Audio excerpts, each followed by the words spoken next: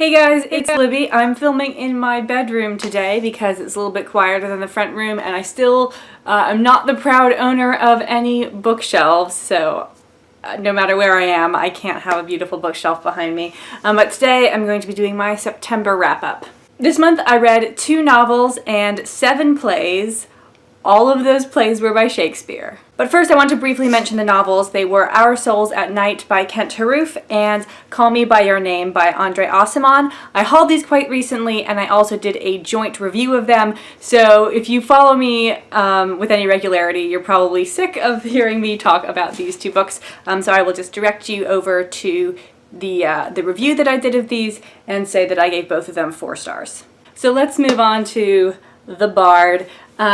In July, I read Richard II for the 8th time or something, and I kind of wanted to continue on with the rest of the histories. So I read these in chronological order of the actual kings, of actual history, which is different than the order Shakespeare wrote them in. So what we call the second tetralogy I read first because it happens earlier in history. So what I read was Henry IV Part 1, Henry IV Part 2, and Henry V, which finish off the second tetralogy from Richard II. And then I read Henry VI Parts 1, 2, and 3, and Richard III, which are the first tetralogy. Let's just take a quick look at them one by one. Henry IV Part 1. Henry IV is not actually the most important character in this play. There's kind of 3 equally important characters. All of them are named Henry. So we have King Henry IV, who sees the throne from his cousin in the play Richard II. The family that helped him get on the throne, the Percy family, are now upset that they are not being treated with all of the honor that they deserve for giving him the crown. And so they are revolting, chiefly led by Hotspur, which is the sort of nickname for Henry Percy, who is the son of the Duke of Northumberland. So he's stirring up a revolt against Henry IV, and then the B plot is about Prince Hal, who would eventually become Henry V. He's the son of Henry V. He hangs out in taverns with poor people, drinking and having sex presumably, and pulling a lot of pranks. And the, I suppose, avatar of this sort of lifestyle is Sir John Falstaff, who is an old fat lech, but also a good friend of Prince Hal. So the 3 plays, Henry IV Parts 1 and 2 and Henry V, are a coming-of-age story. Henry IV Part 1 focuses on Prince Hal's education in war. So in this play, he starts out shirking his duty, but at the end, he honorably takes on Hotspur. I gave this play 4 stars. There's a lot of nice poetry in it, but I do have 2 main problems. One is I don't think Falstaff is funny. Falstaff was quite possibly the most popular of Shakespeare's characters in Shakespeare's time. In fact, The Merry Wives of Windsor was written because Queen Elizabeth said, "I want to play with more Falstaff." So Falstaff sort of gets his own spin-off fanfic love triangle story.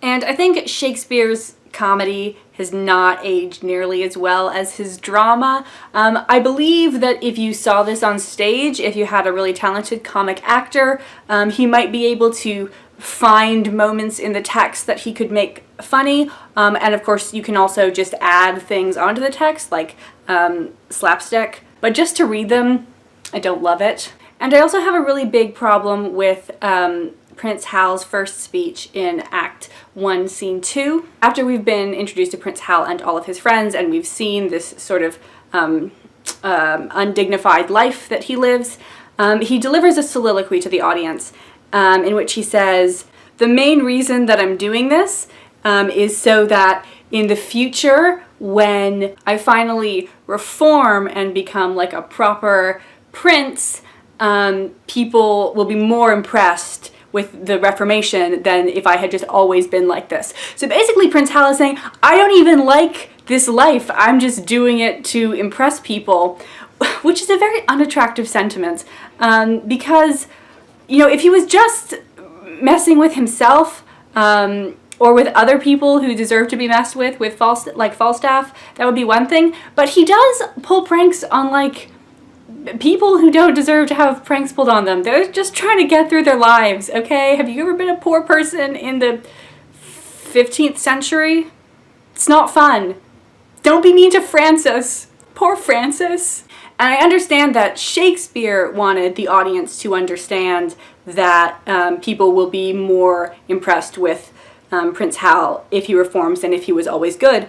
But he delivers that sentiment in lots of other ways in the text. You don't need to have Prince Hal say it to us. So, Also, I said there were only 2 problems I had with this. There's actually 3. So the Falstaff, I don't like Prince Hal's first soliloquy, and also there's not enough Henry IV in this play, Henry IV. Of the 3 main characters, Prince Hal, Hotspur, and King Henry, he has the fewest lines, I believe. And also, a lot of his lines are spent developing Prince Hal's character and not letting us into his interior life. And Henry IV is such a fascinating character. I think he's my favorite character in all of Shakespeare. So if Henry IV Part 1 is Prince Hal's education in war, Henry IV Part 2 is Prince Hal's education in peace. There's a little bit of cleanup that we have to do regarding the revolt, but we handle that without too much trouble and then move on to exploring Prince Hal's relationship with his father and with Falstaff. In this play, we see Prince Hal turning away more and more from Falstaff and his other tavern friends and more towards court life. Now, this play is pretty decent, so when I finished reading this initially, I gave it 4 stars on Goodreads. However, I got a serious book hangover after this. So normally, when I've read a really good book, I can't immediately pick up another book, but I usually can consume other media. So like I'll go listen to music or a podcast or watch some Netflix. After finishing Henry IV Part 2, I was not able to consume any other media. I just needed to sit and think about this. And so I realized that if this play was doing that to me, I really had to give it 5 stars. And I'm so happy that we finally get our promised Henry IV character exploration. First off, we have the speech, which contains the now very famous line, "Uneasy lies the head that wears a crown." Henry IV was very uncomfortable with the way that he had become king through usurpation. And in this soliloquy, he doesn't talk directly about, how he feels about his kingship, but he talks about how difficult it is for him to sleep. And that's the kind of guy that he is. He's very subtle. So we have that. And then totally blindsiding me is one of the greatest scenes Shakespeare has ever written, Act 4, Scene 5 of Henry IV Part 2. So before this scene, Prince Hal has finally decided to stop dicking around and be a proper prince. And just in time, because Henry IV is dying. He's been fairly sick throughout all of this play, and he lays down in bed. He takes off his crown and puts it on the pillow next to him, and then all of his advisors leave, and Prince Hal is left alone with the body of his father, which he notices is not breathing. And then he delivers this very nice speech about how he loves his father and how he now has to deal with being king himself, and then he picks up the crown and leaves. And then Henry IV was not quite dead yet. He wakes up and his crown is gone, and he sends someone to go find where it is, and he brings back Prince Hal with the crown, and Henry IV is pissed. Like, oh, excuse me, is it inconvenient to you that I'm still alive? And then Prince Hal delivers a speech which demonstrates that he is now skilled in persuasion, in diplomacy, in the art of peace. And I'm just going to read some of it to you because it's so good. "Coming to look on you, thinking you dead, and dead almost, my liege, to think you were, I spake unto the crown as having sense, and thus upbraided it. The care on thee depending hath fed upon the body of my father. Therefore thou best of gold art worst of gold. Other, less fine in carat, is more precious, preserving life in medicine potable. But thou, most fine, most honoured, most renowned, hast eat thy bearer up. Thus, my most royal liege, accusing it, I put it on my head to try with it, as with an enemy that had before my face murdered my father, the quarrel of a true inheritor. But if it did infect my blood with joy, or swell my thoughts to any strain of pride, if any rebel or vain spirit of mine did with the least affection of a welcome give entertainment to the might of it, let God for ever keep it from my head, and make me as the poorest vassal is that doth with awe and terror kneel to it. So yeah, Henry IV Part 2, definitely a 5-star play. Then, next one up was Henry V. I had read this before, and I'd seen it on stage, and of course I've seen the Ken Branagh film. And those previous times, I hadn't liked it that much. I found it to be a bit masturbatory in that it's just like, look at how great the English are. We are better than the French at all of the things. And also, it's a bit scattered in terms of a story arc. This is, to some extent, just a convention of history plays. When, you're doing a comedy or a tragedy where you are making up the story, you can have one clear story arc, but when you're doing something based on someone's actual life, like a bunch of things just happened in their life and they don't all create an arc. And so I think what might have happened was Shakespeare wanted to tell a story about the Battle of Agincourt and its aftermath, but there wasn't quite enough material there, so there's just some other stuff tacked on at the beginning. And so when I read it this time, having read the Henry IV plays, I did still have all of those problems with it, but there was this added layer of complexity to the story of Prince Hal, now Henry V. So there was more narrative fulfillment since I've read the education of Prince Hal in war and his education in peace. Now I get to see him deliver on that education, first in winning the Battle of Agincourt, and then in brokering a peace after the battle and in wooing the princess. So this play got promoted from 3 stars to 4 stars for me. And I was going to stop there, but there's an epilogue to Henry V, which is a sort of teaser for the Henry VI plays, which of course Shakespeare had already written. And I was like, oh man, I really want to read these now. These are some pretty obscure Shakespeares. I don't think I've ever heard of a production of them, and I'm not gonna lie, I can see why.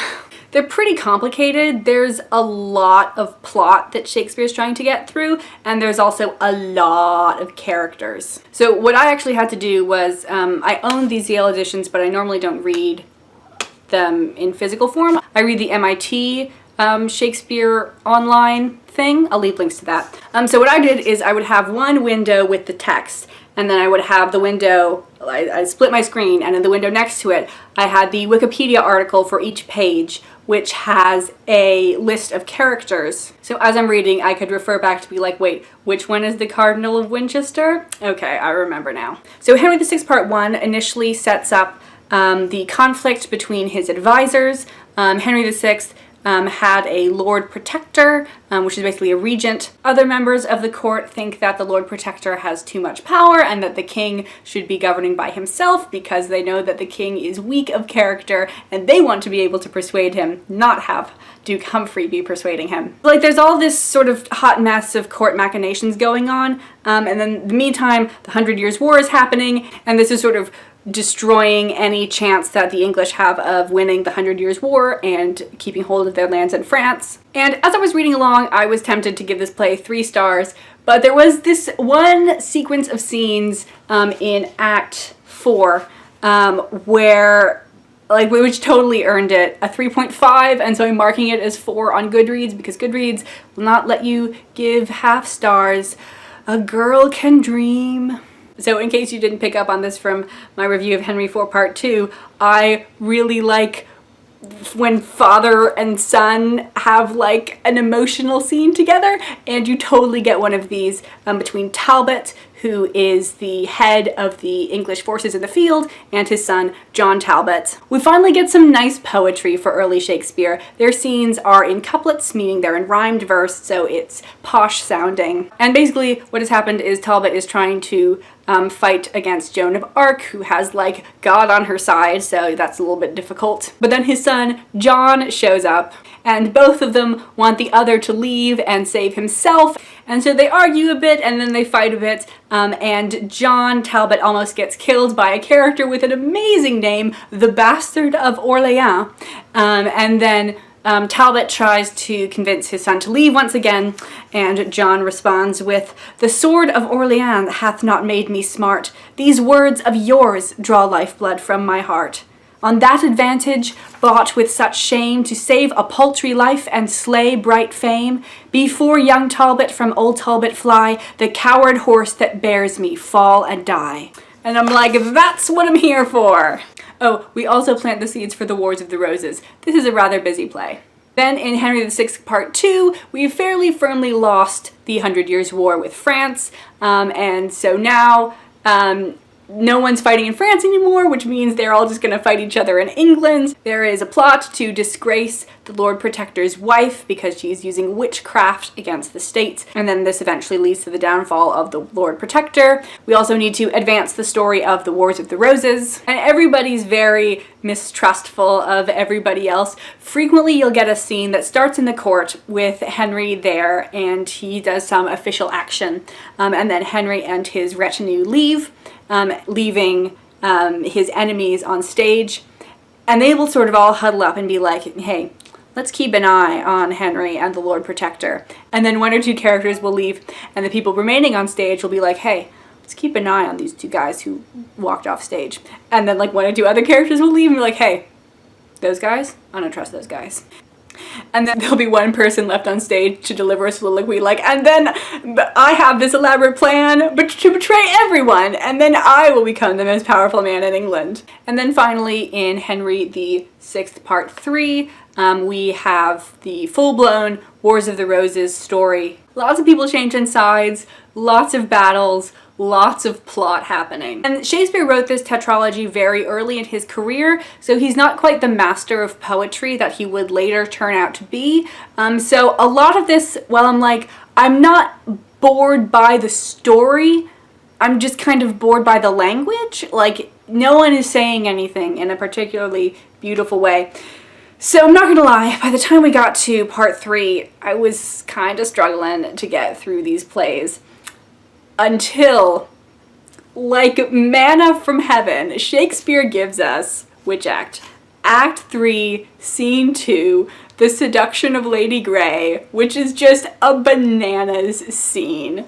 So for the moment, Edward is the King of England. He and Henry sort of switch back and forth a couple of times, and Lady Grey, who is a widow with a couple of children, has come to petition the king because of some complicated stuff that I'm not trying to keep track of. She lost her husband's lands when he died, and so she's asking that these lands be restored to her children, and Edward thinks that she is like totally hot. So he's trying to get her to marry him in exchange for restoring these lands to her family, but he's super awkward about it, and it's adorable. So this scene has like all this ridiculous repartee. "To tell thee plain, I aim to lie with thee. To tell you plain, I would rather lie in prison." And then while Edward and Elizabeth, Lady Grey, are having this discussion, Edward's brothers, Clarence or George, future Duke of Clarence, and no, he is the Duke of Clarence. These plays are confusing.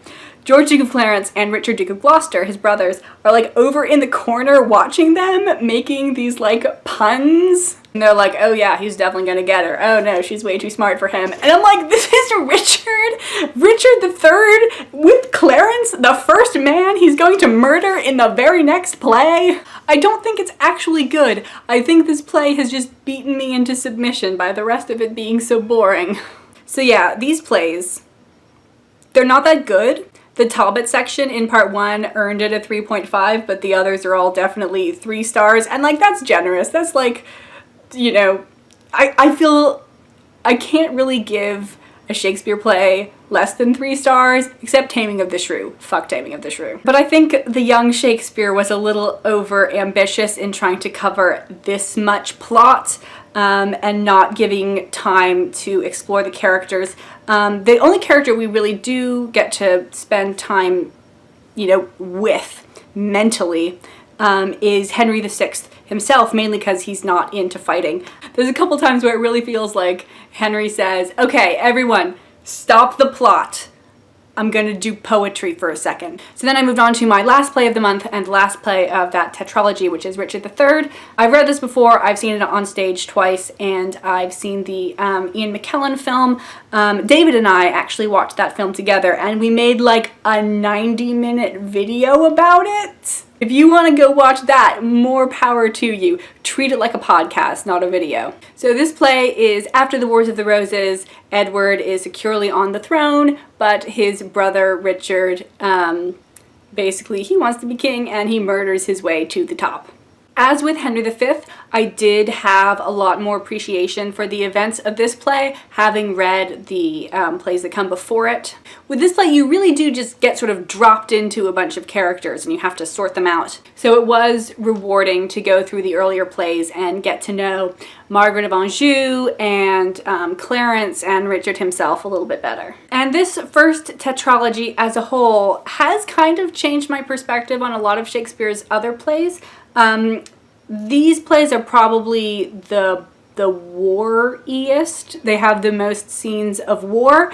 And in Shakespeare's later plays, thinking of like Othello and Coriolanus, and also kind of Julius Caesar, Shakespeare has a kind of romantic notion of the soldier, that like there's being a soldier, you've been through stuff, and so you have this special bond with other soldiers. And he focuses much more on that than on the brutality of war itself. These plays really do show the horror of war. So these early plays are actually kind of anti-war. So now I do want to go reread some of the later war-focused plays to see if Shakespeare has like changed his mind, or if like Coriolanus and Othello are sort of sitting on a foundation of the fact that war is horrible. So this is what I read in September. But before I leave you, I want to let you know that I noticed something. Since I've gotten through a bunch of the more obscure history plays, I'm closing in thick and fast on having read the complete works of William Shakespeare. So the things that I still have to read are the poems, The Rape of Lucrece, The Lover's Complaint, and The Phoenix and the Turtle. And the plays Troilus and Cressida, Cymbeline, King John, and Henry VIII, and then the two plays that have been more recently attributed to Shakespeare, Two Noble Kinsmen and Edward III. So that's 3 poems and 6 plays, and that's the sort of thing that I could get through by the end of the year. So I think that's going to be a project for the last 3 months of the year. Finish the complete works of William Shakespeare. This feels crazy.